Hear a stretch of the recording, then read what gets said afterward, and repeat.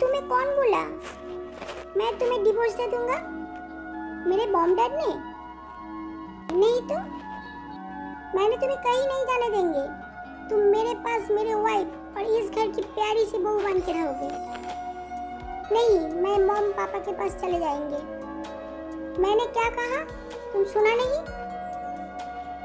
हाँ सुना, और बहुत कुछ सुन लिया मैंने। आप मेरे हो कौन? इतने दिन आप और आपकी प्यार कहाँ थी?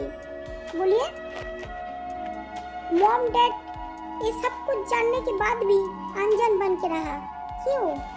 और एक मेरे मॉम पापा आप लोगों की इज्जत के लिए इतने दिन ना आप लोगों के घर पर आए और ना उन दोनों ने अपने लड़कियों के साथ बातें की। एक दिन आप और आपकी मॉम डैड ये जानने की कोशिश की है कि मेरे मॉम डैड कैसी है? क्यों इस बड़ी लोगों के घर पर मेरी मॉम डैड आती नहीं? गरीब है ना मेरी मॉम डैड।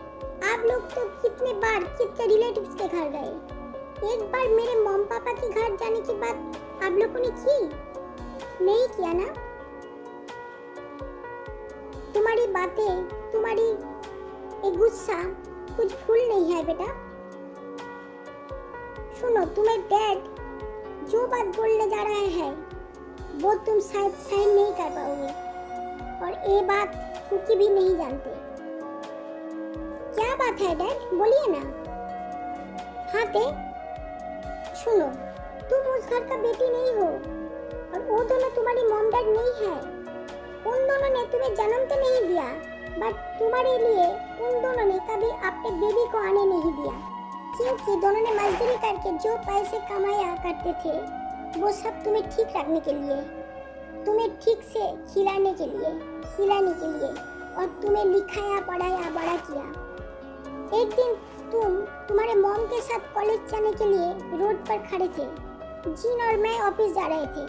हम दोनों ने तुम्हें देखा और तुम्हें बस में उठाकर तुम्हारी मॉम घर चले जाने के टाइम पर हम दोनों ने तुम्हारी मॉम के साथ बात किया।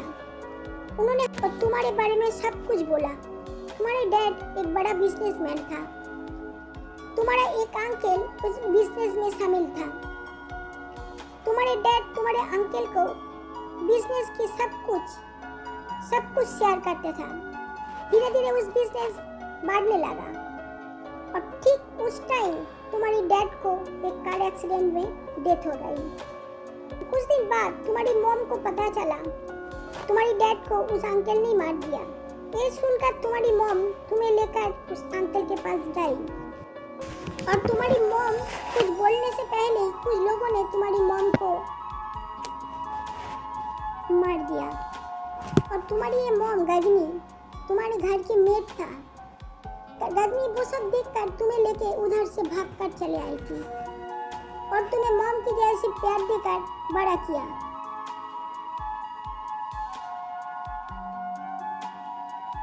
तुम्हारी शादी के दिन तुम्हारी मॉम गजनी ये बोलकर हम दोनों को तुम्हें कुकी के हाथ में तुम्हारी हाथ दे दिया। गजनी तुम्हारी मॉम होकर दूरी रहेगा। आज से ते आप दोनों की बेटी, इसलिए शादी के दिन से तू हम दोनों की बहू नहीं बेटी है। मॉम ये सब बातें तुम्हें पहले ही मुझे बता देना चाहिए था ना। ते बेटा, तुम्हारे पापा हमारी ऑफिस में काम करते हैं, और तुम्हारी मॉम आप एक अच्छी सी घर पर रहते हैं। मॉम और पापा को देखभाल करने के लिए 2 मेड भी रख दिया। तो चलो आज सबके मिलके मेरे गुड़िया की मायके करते हैं। चल बेटा, मॉम चलो, पापा मेरा मतलब डैड आइए। सब लोग मिलके ते के मॉम के घर जाते हैं।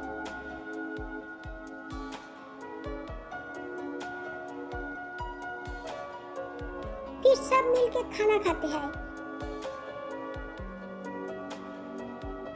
और ते को लेकर घर भी चले आते हैं।